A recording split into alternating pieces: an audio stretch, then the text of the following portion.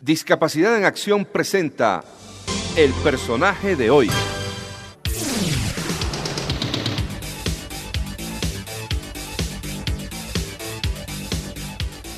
Bien, estamos ya listos para el diálogo.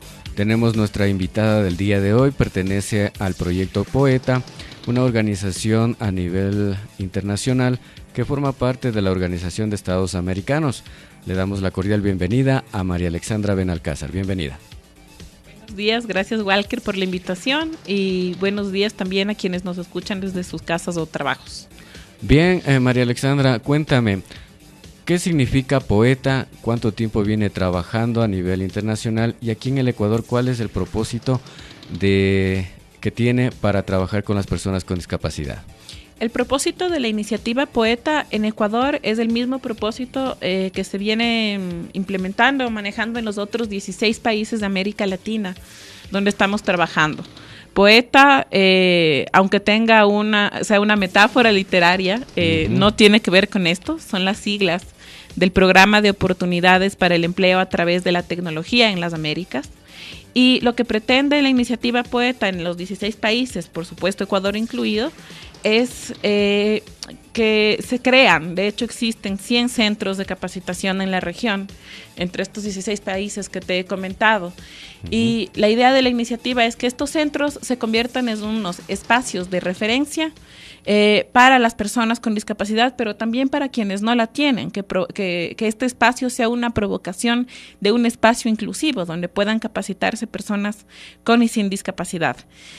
Además de transformarse y de convertirse en un espacio de referencia y de facilitar y de ofrecer servicios de capacitación, también que sea un espacio de intercambio de inclusión social, también laboral, porque tiene un componente que es el componente en el que trabajo yo directamente aquí en Ecuador, que es el de inclusión laboral, pero que provoque momentos y espacios de inclusión social también. En Ecuador, los centros Poeta iniciaron en el 2004 en cooperación con el programa Muchacho Trabajador, que era el programa social del Banco Central, y en América Latina el programa Poeta empezó en Guatemala en el 2003.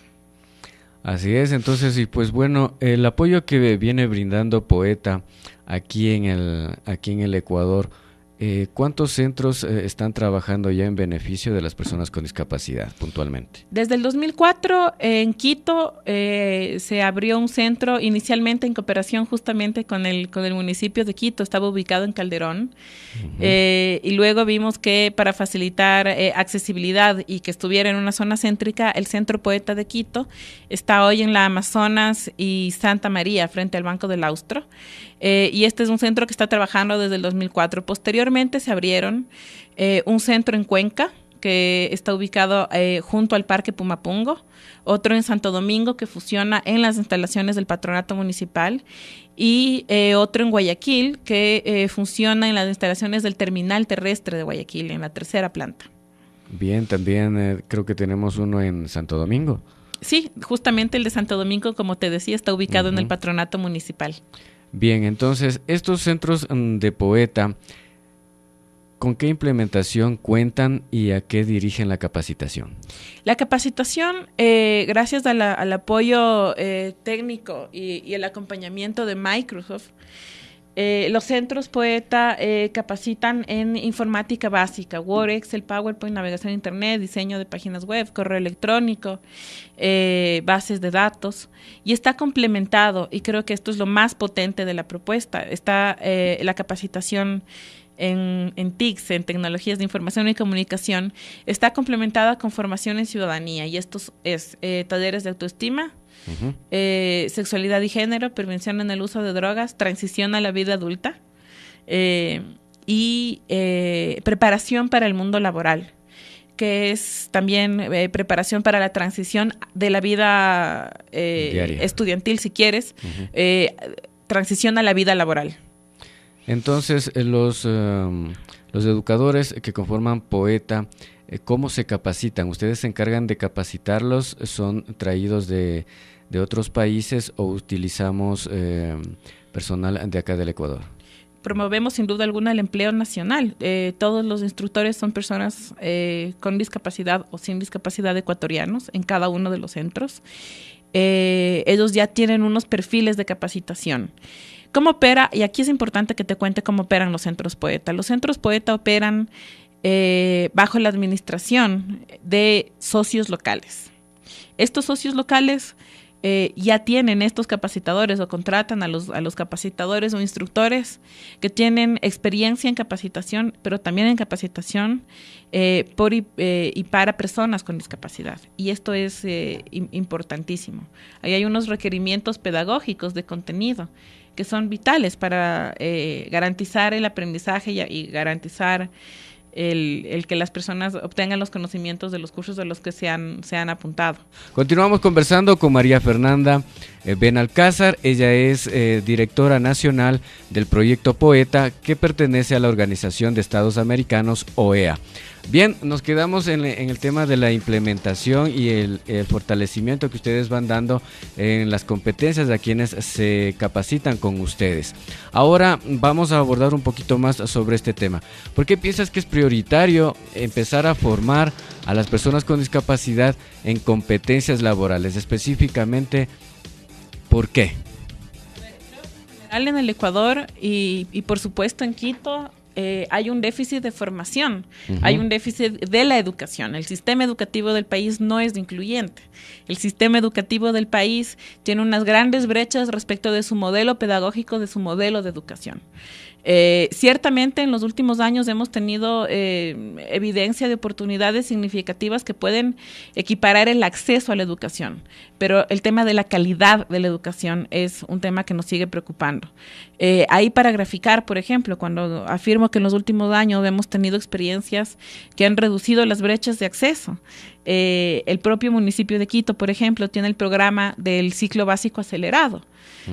Y eso sin duda alguna ya es un avance importantísimo.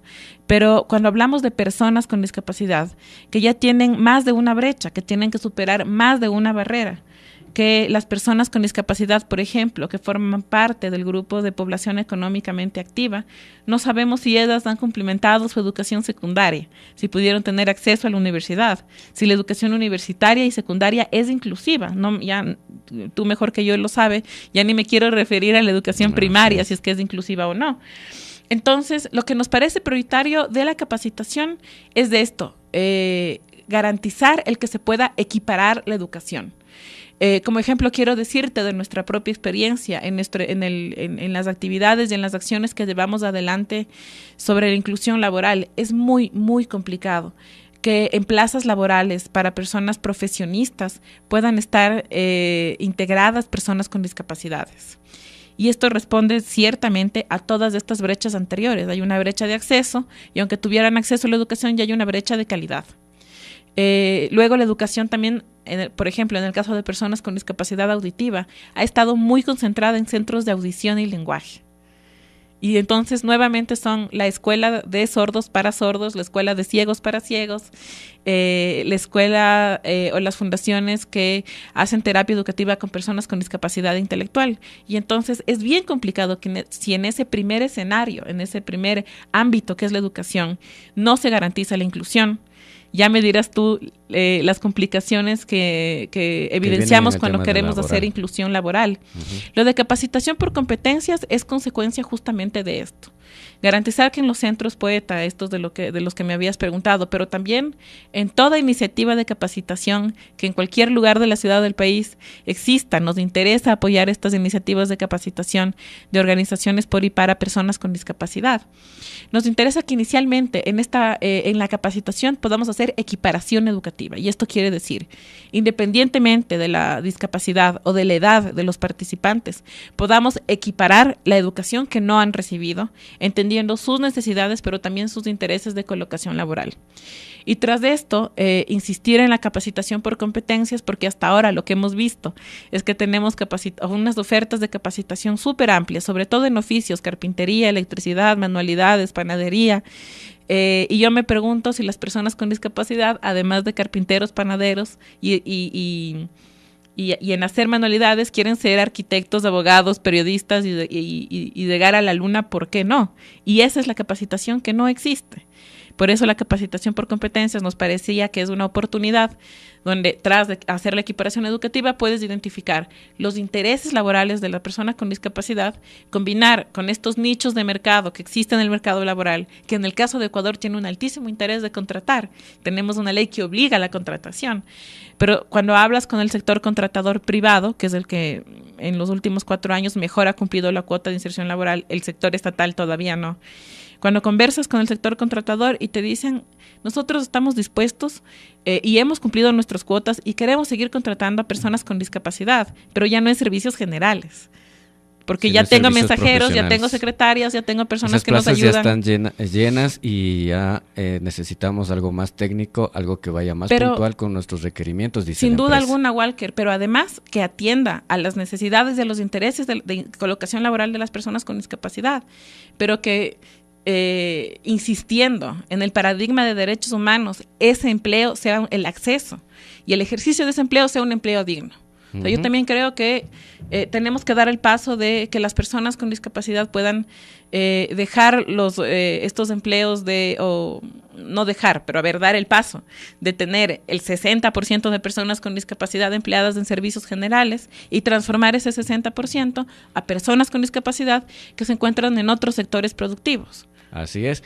Entonces nos parece muy bien ese objetivo principal que tiene el proyecto Poeta y pues sin duda alguna ustedes van a ir cumpliendo con cada uno de esos objetivos. En la parte final de nuestra entrevista, María Alexandra, ¿cuál es el mensaje que deja Poeta? Creo que más allá del mensaje que pueda dejar Poeta como los centros, es el mensaje y la insistencia que tiene la Organización de Estados Americanos, el propio Microsoft y el Fondo Multilateral de Inversiones del Banco Interamericano de Desarrollo, de insistir en el paradigma de derechos humanos. Si bien Ecuador tiene una ley de inclusión laboral exigente y que es un ejemplo que no se replica en ningún otro lugar de la región, somos el único país que tiene ley que obliga a la contratación. Yo diría, a riesgo de ganarme más de una bronca, que tenemos 40 años de retraso como organizaciones con discapacidad, como sociedad, como Estado, como ciudadanos en la inclusión. Bien, entonces pues agradecemos tu presencia y esperamos que continuar comunicando a través de este medio todas las acciones que vienen implementando en beneficio de las personas con discapacidad.